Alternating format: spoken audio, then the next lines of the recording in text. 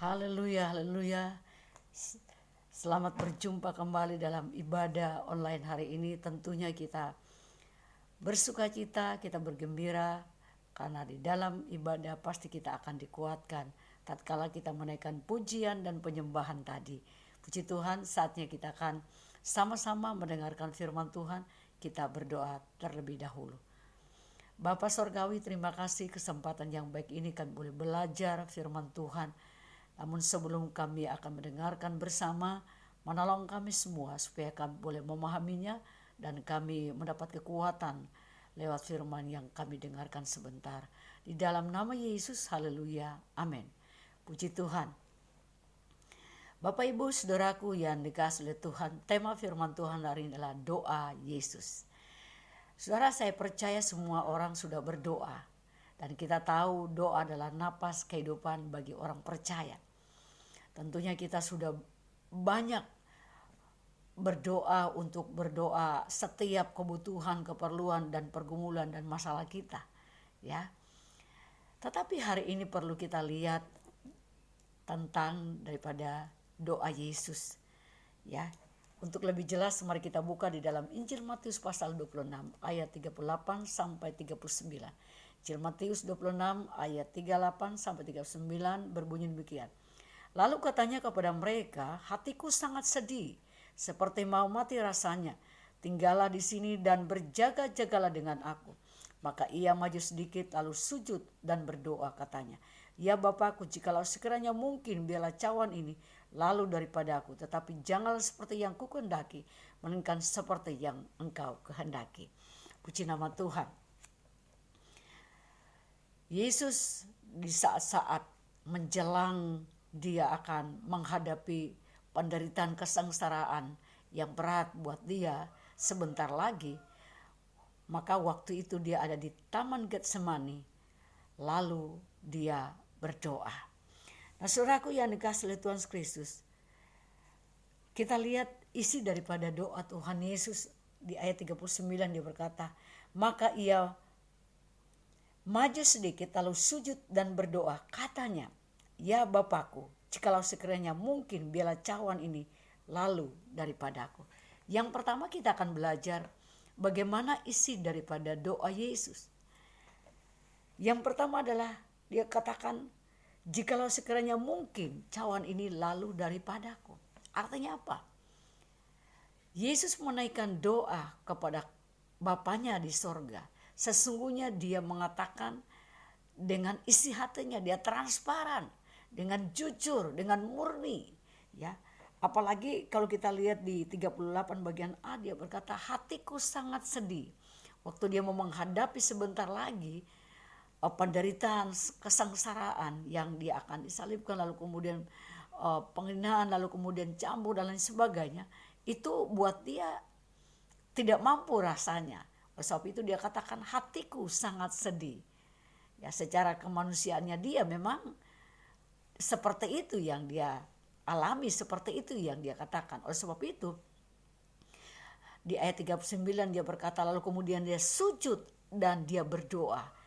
Isi daripada doa Yesus kepada Bapa di surga adalah, sekiranya cawan ini boleh lalu daripada aku. Artinya apa? Dia mencurahkan isi hatinya, apa adanya di dalam dirinya. Itu yang benar-benar di dalam dirinya. Nah, di dalam kitab Mazmur 62 ayat 9 dikatakan di sana, percayalah hai umat setiap waktu dan curahkanlah isi hatimu. Allah adalah tempat perlindungan kita. Nah, ini luar biasa. Jadi dia tahu bahwa senantiasa dia harus mencurahkan isi hatinya. Jadi doanya itu adalah berangkat dari hati yang murni, hati yang jujur, yang sebenarnya apa yang dialami. Tidak ada embel-embel lain.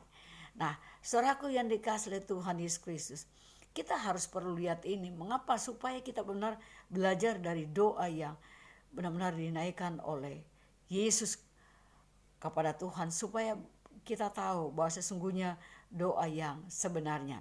Nah, saudara, ada contoh yang kita bisa lihat di dalam Injil Lukas 18 ayat 9 sampai 14 berkata demikian. Dan kepada beberapa orang yang menganggap dirinya benar dan memandang rendah semua orang, yang lain Yesus mengatakan perumpamaan ini. Ayat 10, ada dua orang pergi ke bait Allah untuk berdoa.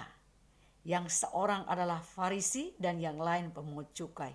Orang Farisi itu berdiri dan berdoa dalam hatinya begini, ya Allahku, aku mengucap syukur kepadamu karena aku tidak sama seperti semua orang, bukan perampok, bukan orang zalim, bukan pezina, dan bukan juga seperti pemungut cukai ini. Aku berpuasa 2 kali seminggu, aku memberikan 1/10 dari penghasilanku. Nah saudara, ini bagian pertama dulu yang kita lihat, bahwa sesungguhnya ini adalah doa orang Farisi. Ya, dia mengatakan bahwa aku tidak sama seperti orang lain. Aku tidak sama dengan orang-orang yang berdosa. Aku tidak sama dengan orang yang berbuat zina. Lalu kemudian aku memberikan persepuluhan, ya. Aku berpuasa 2 kali seminggu, ya. Dia beberkan, ya, apa yang dia sudah lakukan.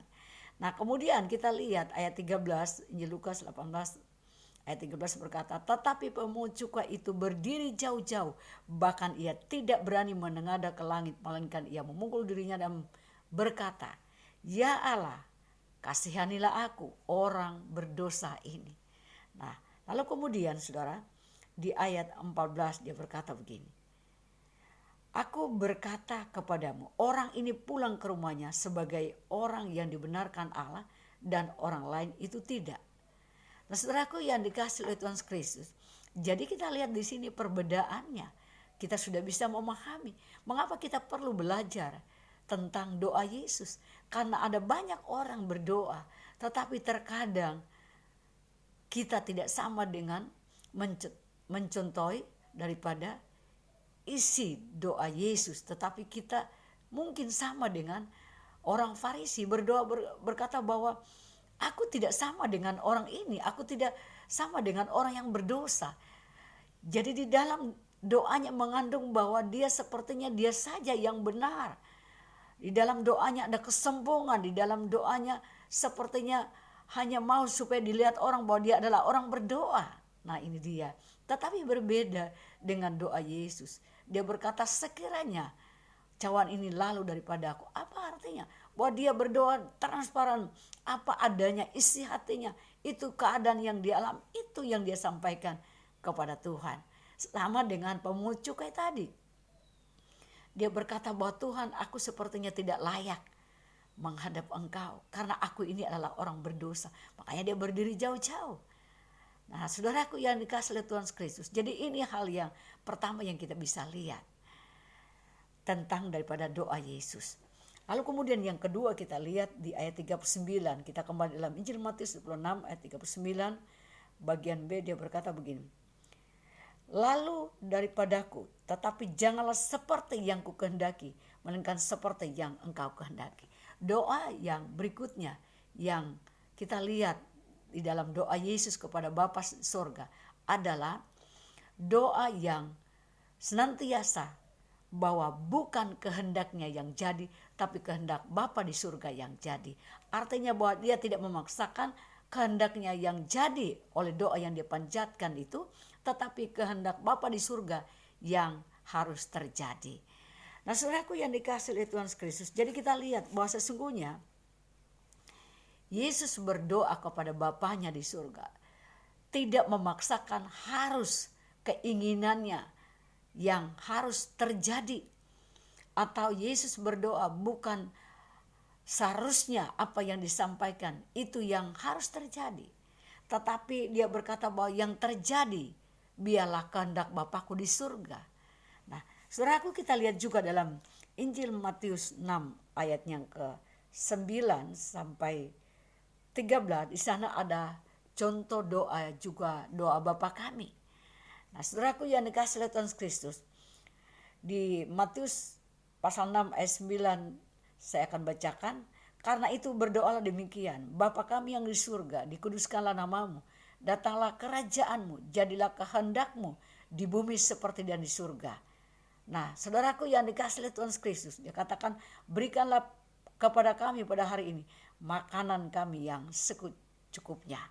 Nah saudara, kita bisa lihat di sini bahwa sesungguhnya doa Bapa kami juga mengajarkan, khususnya di ayat 10 dia katakan, datanglah kerjaanmu, jadilah kehendakmu di bumi dan di surga. Artinya bahwa kehendak Bapa yang harus jadi di tengah-tengah kehidupan kita, yang melalui doa yang kita panjatkan kepada Bapa kita. Nah saudaraku yang dikasihi oleh Tuhan, jadi ini hal yang luar biasa. Ini yang perlu kita ketahui, ini yang perlu kita lakukan. Nah saudara, sekarang kita akan belajar mengapa kita harus belajar dengan doa daripada Yesus. Dengan mencontohi doa juga Bapa kami. Karena yang pertama, supaya kita tidak kecewa dengan doa-doa yang kita panjatkan kepada Tuhan. Supaya kita tidak kecewa dengan apa yang kita sudah doakan kepada Bapa di surga selama ini. Karena doa itu kita tahu bahwa ada 3 hal doa. Yang pertama doa itu ya, yang kedua tunggu, dan yang ketiga adalah tidak. Nah kalau kita tidak memahami ini, maka kita bisa kecewa dengan doa kita. Kita bisa kecewa dengan doa yang kita panjatkan kepada Tuhan. Dan akhirnya kita bisa mundur daripada Tuhan. Lalu kemudian kita tidak lagi berdoa. Lalu kemudian juga kita tidak lagi bertemu Tuhan lewat doa-doa kita. Kita jauh daripada Tuhan. Dan juga yang kedua, mengapa kita harus belajar tentang doa Yesus? Nah yang kedua, kita sudah lihat contoh tadi. Bahwa di dalam Injil Lukas 18 ada orang Farisi dan pemungut cukai. Bahwa dengan doanya dia tidak dibenarkan, yaitu orang Farisi. Dikatakan orang lain ini pulang dibenarkan dan orang lain itu tidak. Nah di sana hanya 2 orang yang diperumpamakan di sana, orang Farisi dengan pemungut cukai. Artinya di sini lewat doa kita bisa dibenarkan oleh Tuhan, lewat doa kita tidak dibenarkan oleh Tuhan. Sebab itu penting sekali untuk kita tahu ini. Penting sekali untuk kita belajar tentang doa Yesus. Yang pertama dia berdoa dengan transparan. Isi hatinya yang dia sampaikan kepada Bapanya di surga.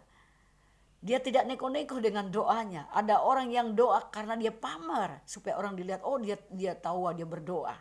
Nah ini dia. Tapi berbeda dengan Yesus, dia berdoa apa yang terjadi dalam isi hatinya. Bahwa dia berkata, hatiku sangat sedih hari ini. Kalau boleh, bila cawan ini lalu daripadaku. Dan yang kedua dia berkata bahwa, tetapi sekiranya ini bukan kehendakku yang terjadi. Biarlah Bapakku di surga, kehendaknya yang bisa jadi. Luar biasa. Jadi ini yang perlu kita ketahui bersama, yang perlu kita belajar bersama. Supaya kita tidak sama dengan pemungut cukai, tetapi kita datang sebagai orang yang benar-benar datang kepada Kristus, membutuhkan Tuhan. Bahwa kita ini senantiasa merendahkan hati untuk berdoa kepada Tuhan. Karena kita ini adalah orang lemah, orang yang benar-benar banyak kesalahan. Lalu kemudian kita datang kepada Kristus supaya kita dibenarkan, supaya doa kita dijawab oleh Tuhan. Amin. Ini firman Tuhan yang kita boleh dengarkan bersama. Mari kita berdoa.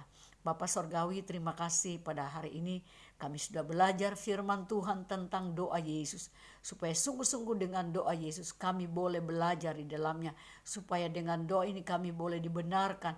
Dan melalui doa Tuhan kami benar-benar bisa memperoleh jawaban daripada doa-doa yang kami panjatkan.